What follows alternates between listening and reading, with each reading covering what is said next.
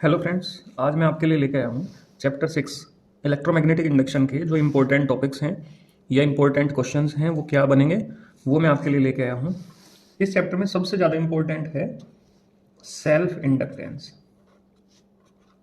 Self inductance, इसके लिए हम एक्सप्रेशन देखेंगे कि भाई एक्सप्रेशन कैसे बनेगा इसके लिए, और फिर देखेंगे इससे क्या क्या न्यूमेरिकल तैयार हो सकते हैं। देखो, हमारे पास एक इंडक्टर कॉइल है। मान लिया ये कोई इंडक्टर कॉइल है, ठीक। समझो जरा, मान लिया ये मैंने किसी सोर्स से कनेक्ट कर दिया या बैटरी से कनेक्ट कर दिया।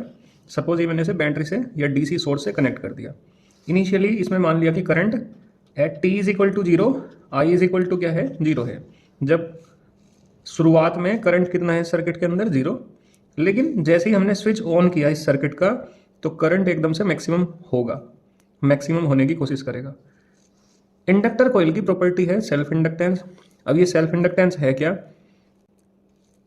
कोई भी इंडक्टर कॉइल अपने करंट में चेंज होने नहीं देना चाहती, ये बात ध्यान रखना।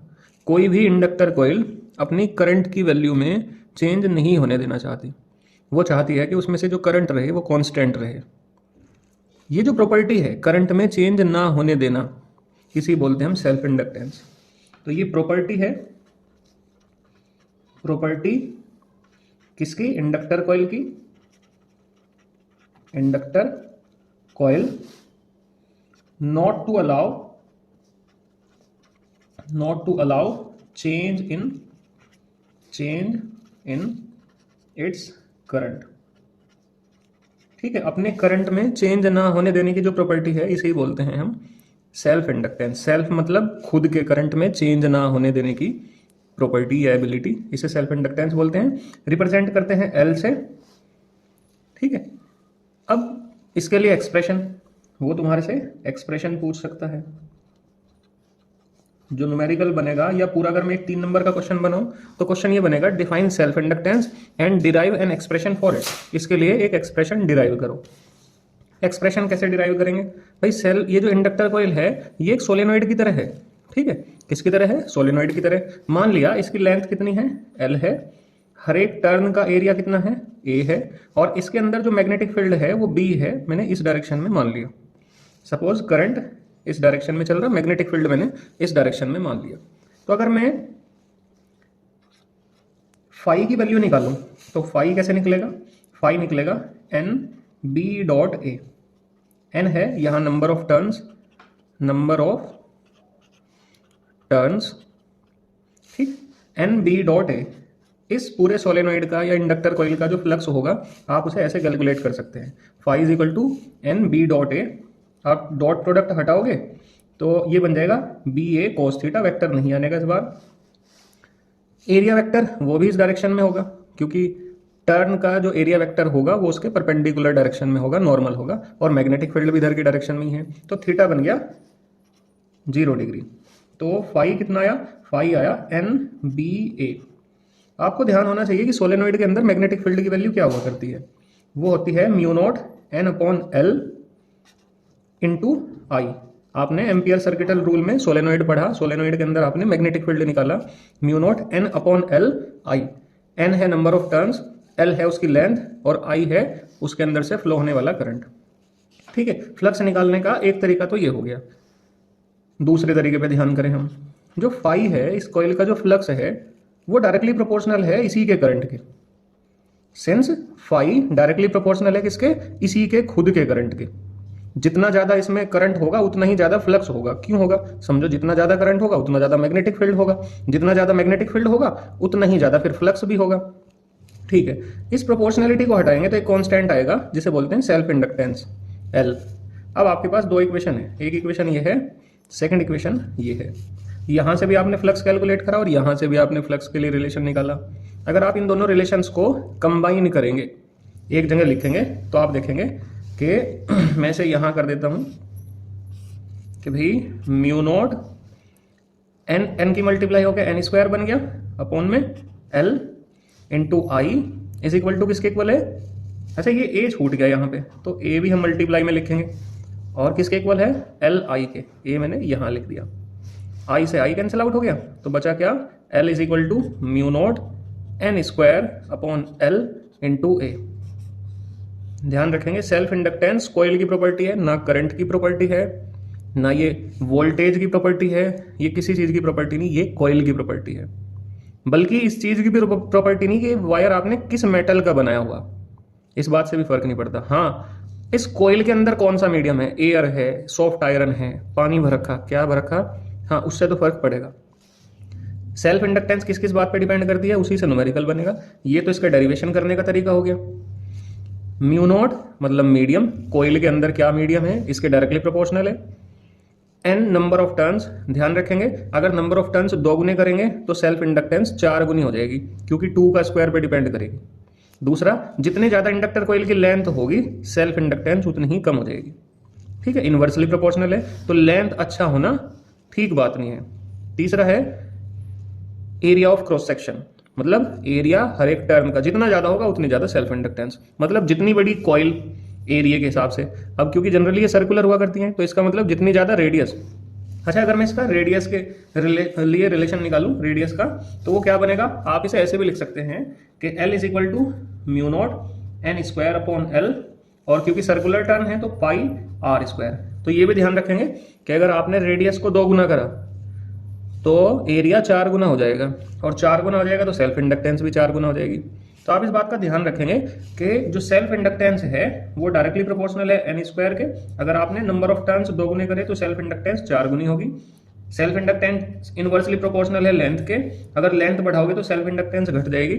सेल्फ इंडक्टेंस डायरेक्टली प्रोपोर्शनल है आर स्क्वायर के, मतलब अगर आपने रेडियस चेंज करी, रेडियस बढ़ाई या घटाई, तो वो स्क्वायर के हिसाब से सेल्फ इंडक्टेंस चेंज होगी। सेल्फ इंडक्टेंस को हम एल से रिप्रेजेंट करते हैं, और इसकी यूनिट भी ध्यान रखेंगे, हेनरी इसकी यूनिट है।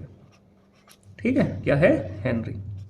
नेक्स्ट टॉपिक है लेंज लॉ। अभी लेंज लॉ क्या है, लेंज एक वैज्ञानिक का नाम रहा। उसने कहा कि किसी कॉइल के अंदर कौन सी पोलैरिटी इंड्यूस होगी, पोलैरिटी से मतलब कौन सा पोल बनेगा।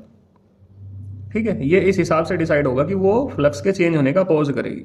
समझो, सपोज मेरे पास ये एक मैग्नेट रखी हुई, और इसका इधर है नॉर्थ पोल और इधर है साउथ पोल, यहाँ पे कोई कॉइल है। अब magnetic field lines north pole से निकल रही होंगी और कहाँ जा रही होंगी, साउथ पोल पे जा रही होंगी, फिर साउथ पोल से नॉर्थ पोल मैग्नेट के अंदर।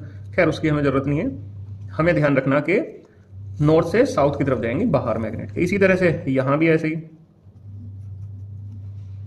ये तो इसका कुछ ना कुछ फ्लक्स होगा इसके अंदर, क्योंकि मैग्नेटिक फील्ड लाइंस इससे पास हो रही, और जितनी मैग्नेटिक फील्ड लाइंस पास होंगी वही फ्लक्स हुआ करता है। आपने इलेक्ट्रिक फ्लक्स में पढ़ा कि कितनी इलेक्ट्रिक फील्ड लाइंस पास हो रही उसे इलेक्ट्रिक फ्लक्स बोलते हैं, जितनी मैग्नेटिक फील्ड लाइंस पास होंगी उसे मैग्नेटिक फ्लक्स बोल देंगे।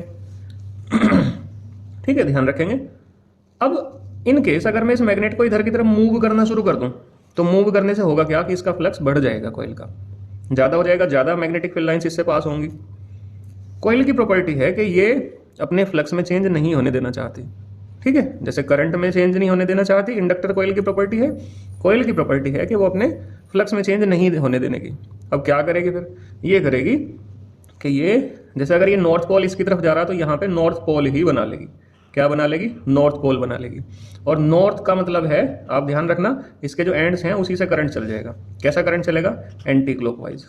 तो लेंज लॉ से हम पोलैरिटी का पता लगाया करते हैं, और पोलैरिटी कैसे पता लगेगी कि फ्लक्स के चेंज होने का अपोज करेगी। ठीक है, जिस वजह से फ्लक्स चेंज हो रहा उसी का अपोज करेगी, उससे हमें पोलैरिटी का पता लगे।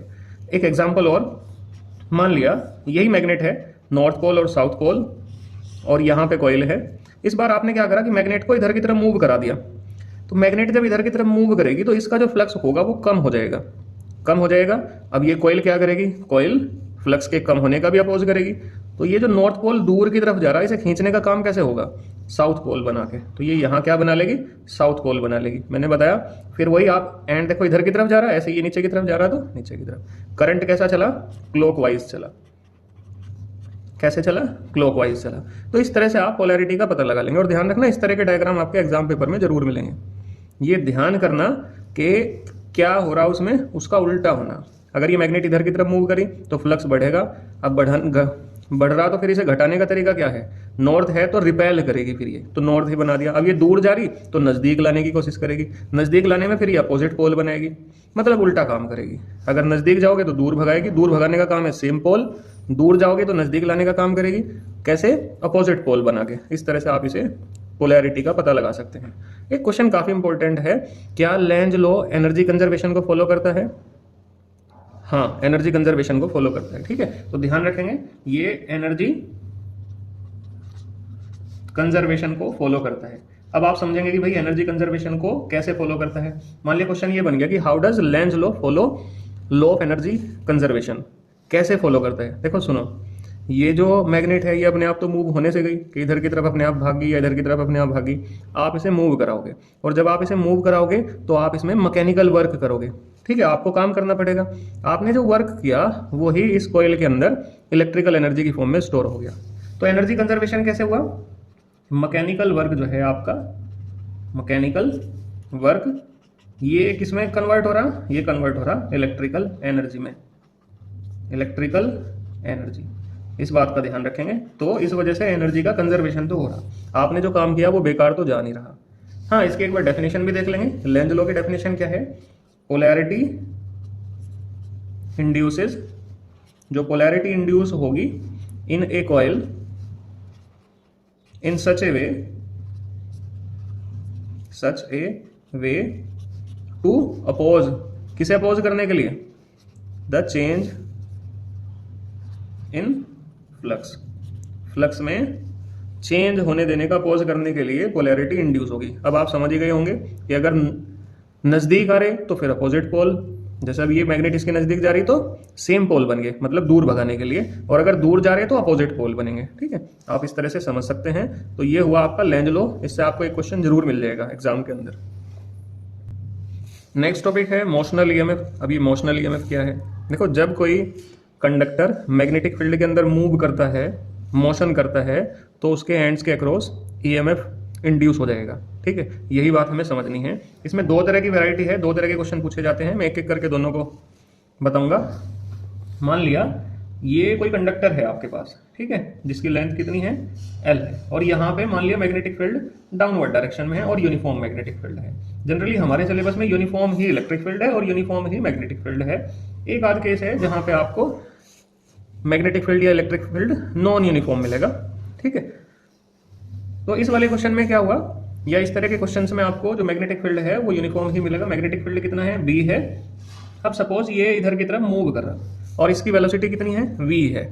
ठीक है, V वेलोसिटी के साथ में ये मूव कर रहा मैग्नेटिक फील्ड के परपेंडिकुलर डायरेक्शन में। तो हमें बताना कि इसके एंड्स के अक्रॉस कितना ईएमएफ जनरेट होगा। इस तरह के क्वेश्चंस आपको मिलेंगे। वो इस तरह का भी क्वेश्चन बना सकता है कि एक कॉइल दे दी उसने, ये वाला पार्ट तो इसका फिक्स है, लेकिन ये वाला जो पार्ट है ये मूवेबल है, वो इधर की तरफ भी मूव करा सकता है, इधर की तरफ भी मूव करा सकता है। तो इससे इस कॉइल के अंदर एक करंट चलेगा, वो करंट की वैल्यू आपसे पूछवा सकता है, रेजिस्टेंस लगा देगा इसमें यहाँ पे, या फिर वो ईएमएफ ही पूछ लेगा डायरेक्ट। खैर, हम ये सब निकालेंगे कैसे। देखो, आपको पता होना चाहिए कि भाई जब भी ईएमएफ की बात आएगी, इंड्यूस्ड ईएमएफ की बात आएगी, तो उसका रिलेशन कहीं ना कहीं फ्लक्स से होगा। आपको फैराडे के लॉ ओरली पता होने चाहिए, उसके बारे में ज़्यादा डिटेल होने की जरूरत है नहीं। मैं आपको बता दूं, फैराडे ने कहा था कि जब भी फ्लक्स चेंज होगा तो ईएमएफ इंड्यूस होगा। फ्लक्स चेंज होने से ईएमएफ इंड्यूस होगा, और ये जब तक होगा जब तक फ्लक्स चेंज होता रहेगा।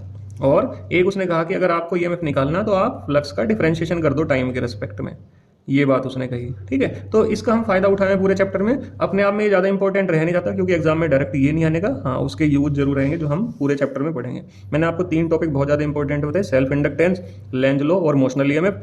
2 हमारे कंप्लीट हो गए, तीसरे वाला हम देख रहे हैं, और इनसे क्वेश्चन बनेगा ही बनेगा, आप इन्हें स्किप कर ही नहीं सकते। खैर, फाई हमें पता होना चाहिए। फाई होगा B.A। अगर आप डॉट प्रोडक्ट हटाओगे तो BA cos थीटा बन जाएगा। अब मान लिया ये कुछ देर बाद, अभी t = 0 पे तो यहाँ है, और कुछ देर बाद ये यहाँ पहुंच गया। ठीक है, और इसने कितनी डिस्टेंस ट्रेवल कर ली? इसने x डिस्टेंस ट्रेवल कर ली। कितनी? x। t टाइम बाद ये यहाँ पहुंच गया। अब एरिया कितना स्वेप्ट करा इसने, तो इसका एरिया हो जाएगा B। एरिया कैसे निकालेंगे? देखो, ये एक रेक्टेंगल बन गया। क्या बन गया? रेक्टेंगल बन गया। और रेक्टेंगल का एरिया कैसे निकालते हैं? Length into breadth. तो लेंथ तो x होगी, और ब्रेड्थ कितनी होगी? वो होगी x। ये लेंथ L और ब्रेड्थ कितनी है? x। और कोस थीटा, देखो थीटा कितना होगा? थीटा होगा 0 डिग्री। इसका जो एरिया वेक्टर है, एरिया वेक्टर परपेंडिकुलर होगा, और मैग्नेटिक फील्ड भी परपेंडिकुलर ही है। ठीक है, आप 180 भी लिखेंगे तो माइनस आ जाएगा, वैल्यू में कोई ज़्यादा फर्क नहीं आने का, माइनस और प्लस का फर्क होगा, उससे वैल्यू में कोई फर्क नहीं आने का, ठीक है। मैग्नीट्यूड उतना ही रहेगा। भाई आप एरिया वेक्टर ऊपर की तरफ लेंगे, मैग्नेटिक फील्ड नीचे की तरफ है, 180 डिग्री आ जाएगा। अगर ये डॉट वाला होता तो मैग्नेटिक फील्ड ऊपर की तरफ होता और एरिया वेक्टर भी ऊपर की तरफ होता, तब आप इसे जीरो कर लेंगे, इसमें ज़्यादा बड़ा कोई इशू है नहीं। अगर आप cos जीरो रखेंगे तो ये आ जाएगा +1, तो बन जाएगा BLX। तो ये तो आ गया फ्लक्स आपके पास, क्या आया, फ्लक्स। अगर आप इसे डिफरेंशिएट करोगे, क्योंकि ईएमएफ निकालने के लिए क्या करते हैं, फ्लक्स को डिफरेंशिएट करते हैं टाइम के रेस्पेक्ट में, तो आपने इसे डिफरेंशिएट कर दिया with respect to time, time के रेस्पेक्ट में आपने इसे डिफरेंशिएट कर दिया, तो बना d∅/dt इज इक्वल टू बनेगा, देखो b कांस्टेंट है, b का डिफरेंशिएशन नहीं करने के, आप लेंथ उसकी कांस्टेंट है, उसका डिफरेंशिएशन नहीं करने के, हाँ ये जो x है ये चेंज हो रहा, ठीक है, तो x का डिफरेंशिएशन करेंगे dx/dt। अब d∅/dt किसके इक्वल होगा, आप यहां से देखेंगे तो -e के इक्वल होगा, और BL dx/dt मतलब rate of change of displacement, ये जो डिस्टेंस या डिस्प्लेसमेंट हुआ इसका रेट ऑफ चेंज, ये वेलोसिटी बन जाएगा। तो E की वैल्यू कितनी आ गई, E की वैल्यू आ गई BLV, मैग्नीट्यूड की टर्म में, ये आपने मैग्नीट्यूड निकाला। इस तरह से आप मोशनल ईएमएफ की वैल्यू निकाल लेंगे, आपके एग्जाम में आएगा, आप न्यूमेरिकल भी इस फॉर्मूले से कर लेंगे, अगर प्रूव करने के लिए आया तो आप इस तरह से कर सकते हैं। नेक्स्ट है कि अगर ये क्वेश्चन भी काफी बार आया हुआ कि आपके पास ये जो रोड है ना, पहले तो ये पूरी की पूरी मूव कर रही थी, अब ऐसा हुआ कि आपने यहां से ये फिक्स कर दी, क्या कर दी, फिक्स, और ये वाला जो एंड है ये मूवेबल है, ये कुछ इस तरह का हो गया, जैसे मान लिया ये रोड है और ये आप इस तरह से मूव करा रहे हो, तो सीधी सी बात है ये एक सर्कल बनाएगी, क्या बनाएगी, एक सर्कल बनाएगी इस तरह से। मैग्नेटिक फील्ड मान लिया वही, अब इस बार हमने अपवर्ड डायरेक्शन में ले लिया, ये जो डॉट हैं ये कौन से मैग्नेटिक फील्ड को रिप्रेजेंट करते हैं, अपवर्ड डायरेक्शन को रिप्रेजेंट करते हैं। यूनिफॉर्म मैग्नेटिक फील्ड हमारे सिलेबस में है, यूनिफॉर्म ही हम मान के चलेंगे। मान लिया अभी t इज इक्वल टू 0 पे तो ये यहाँ है, और कुछ देर बाद ये यहाँ पहुंच गई, और ऐसा होने में थीटा एंगल बन गया, कितना बन गया, थीटा एंगल बन गया। तो अगर आप इस बार फ्लक्स निकालेंगे तो फाई इज इक्वल टू वही B.A, भाई BA cos थीटा,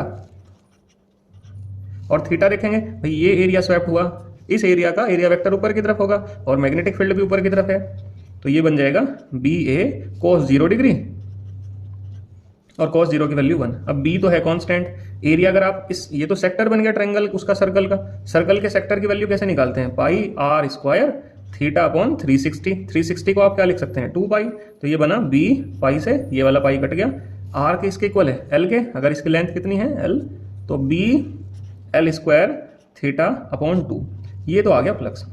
आपको क्या निकालना, ईएमएफ निकालने के लिए क्या करेंगे, डिफरेंशिएट करेंगे, किसके रेस्पेक्ट में, टाइम के रेस्पेक्ट में, तो ये बनेगा d∅/dt इज इक्वल टू, जो कांस्टेंट है उनका डिफरेंशिएशन मत करना, b कांस्टेंट है उसका डिफरेंशिएशन नहीं करना, l कांस्टेंट है उसका भी डिफरेंशिएशन नहीं करना, और थीटा का करना, dθ/dt बन जाएगा। तो ध्यान रखेंगे d थीटा क्या है, एंगुलर डिस्प्लेसमेंट या एंगल। अब ये बना rate of change of angular displacement, तो ये फिर एंगुलर वेलोसिटी बन जाएगी, ठीक है।